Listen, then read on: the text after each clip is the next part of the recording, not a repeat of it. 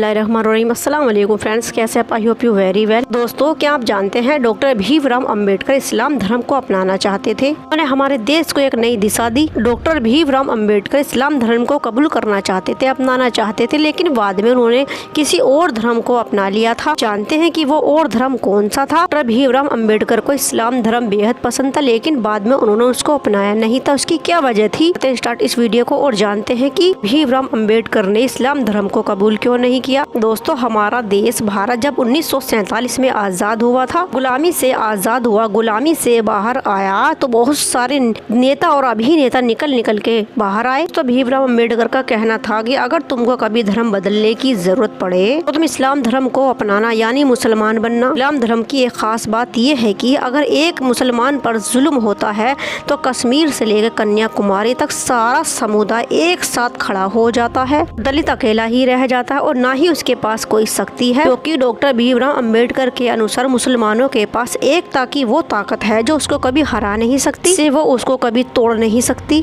ना ही उनको कोई हरा पाया है। उन्होंने लिखा है कि अगर एक मुसलमान के ऊपर जुल्म होता है तो पूरा मुस्लिम समाज एक साथ खड़ा हुआ नजर आता है। अगर एक दलित पर जुल्म होता है तो बिल्कुल अकेला पड़ जाता है। 1936 ईस्वी में मुंबई के एक महर इलाके में उन्होंने अपना एक भाषण दिया था और उन्होंने कहा था कि दलित को अपनी गुलामी से आजादी पाने के लिए अपने धर्म को बदलना होगा। उनका कहना था कि नीति का धर्म और नियम का धर्म हिंदू धर्म उन नियमों के अनुसार आता है जो शूद्रों को नीच बना के रखते हैं। और बाबा साहिब ने दलितों को नीति को 3 नियमों के ऊपर परखा था कि संख्या की तादाद, संपत्ति की तादाद और ताकत यानी आत्मबल की कमी होना। उन का कहना था कि उन्होंने तीनों में ही दलित को कमजोर पाया, क्योंकि उनका कहना था कि दलित जो है वो गरीब तो है ही, साथ में बिखरी हुई भी है और अपमान झेलते झेलते उनके अंदर का आत्मबल भी मर चुका है। बाबा साहब ने इस्लाम, ईसाई, बुद्ध और सिख धर्म सभी धर्मों को बहुत ही गहराई से समझने के बाद उन्होंने इस्लाम धर्म को ही सबसे ज्यादा मजबूत और सामाजिक कहा। अपने लिए इस्लाम को ही चुनना चाहते थे, लेकिन लास्ट में ये नहीं कर सके। उनका कहना था कि हिंदू धर्म में जन्म हुआ है मगर मैं हिंदू धर्म में मरूंगा नहीं। और 1935 में उन्होंने महाराष्ट्र के एक नासिक जिले में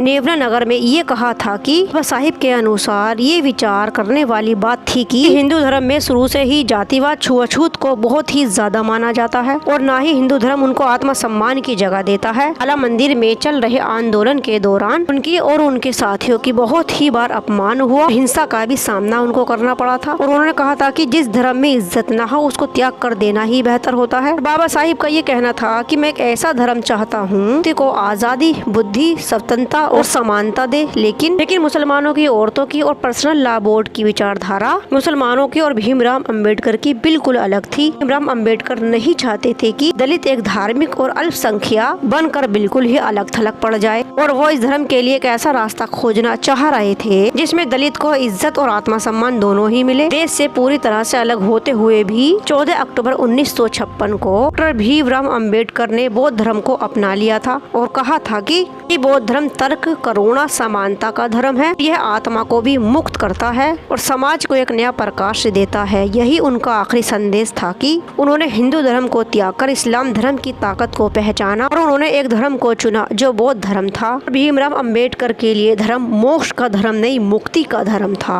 वजह से डॉक्टर भीमराव अंबेडकर जी ने इस्लाम धर्म को नहीं बल्कि बौद्ध धर्म को अपनाया था, लेकिन वो इस्लाम धर्म को ज्यादा पसंद करते थे और उसकी ताकत को पहचानते हुए उन्होंने एक मर्तबा नहीं बल्कि कई मर्तबा इस्लाम धर्म की तारीफ भी की है कि अगर किसी को धर्म बदलने की जरूरत पड़े इस्लाम धर्म को ही कबूल करना। इस वीडियो में हम डॉक्टर भीमराव अंबेडकर के ऊपर अगर ये नॉलेज आपको पसंद आई तो प्लीज लाइक करना, कमेंट्स करना, शेयर करना और चैनल को करना subscribe. Thank you for watching. Allah Hafiz.